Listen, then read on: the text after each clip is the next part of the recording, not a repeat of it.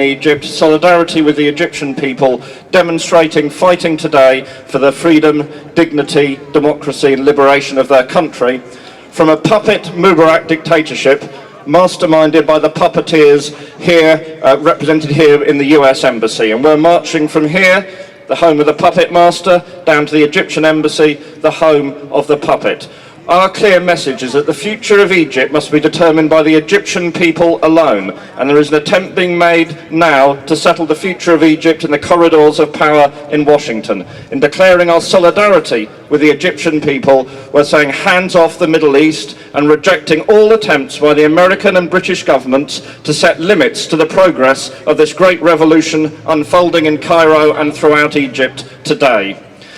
Now, our first speaker today is someone who has been in Cairo over the last week and an eyewitness to these events. Will you please welcome one of the officers of the Stop the War Coalition, Judith.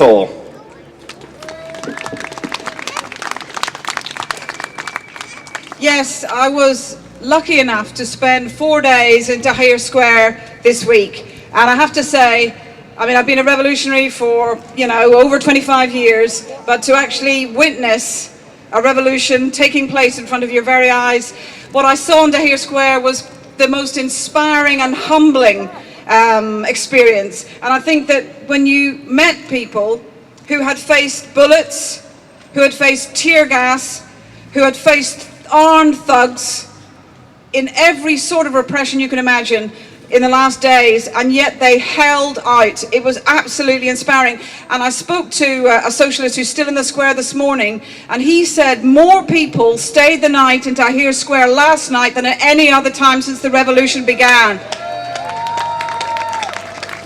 People told me, we have lost our fear.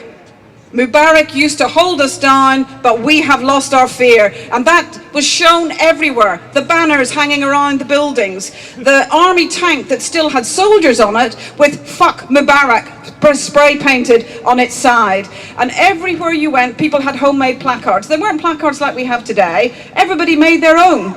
Or they spelled out "Go" in Arabic in humans on the square so that the army helicopters could read it as they went past. And everywhere you have an effigy of Mubarak hanging from the traffic lights.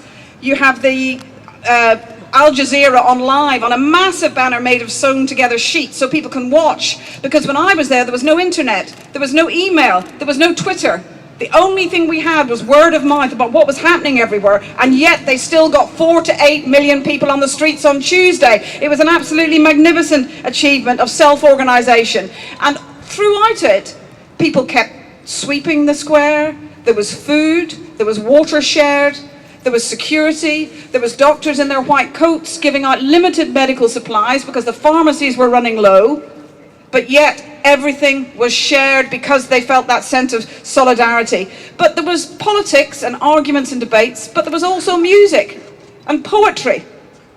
The sense of solidarity in that square, the sense of a whole city in that square, they took it over and they were running it for themselves. It was an absolutely wonderful sight. But I want to say one thing. When I came back to England on Wednesday night, I see the media are obsessed with only one thing. Not the Egyptian people taking power into their own hands, but Islamism. They're horrified, aren't they, at the idea that there might be Muslims in government, that there may be the Muslim Brotherhood or other people in government that they don't like. And David Cameron this morning going on about Islamicism and saying that that Muslims should mix and all the rest of it. The idea of Islamophobia is at the heart of what the media are saying about the Egyptian revolution. And I think we have to say, do Muslims not deserve democracy as well? Are they not allowed to vote for who they choose? I think we have to take a really hard line on this. Because the US and Obama seem to think the only democracy that the Egyptians are allowed is ones that are given by the US. Everywhere I went there was placards of people saying, we don't want foreign interference. We want to make our own revolution. And I think when you look at the tear gas made in the USA, when you look at the bullets made in the USA, when you saw the jets, they flew low. We were terrified. They flew so low, there was a sonic boom through the city. People said, this is what they do to the Palestinians every day. They will not frighten us. But that is what US money is being spent on the arms to keep the people down.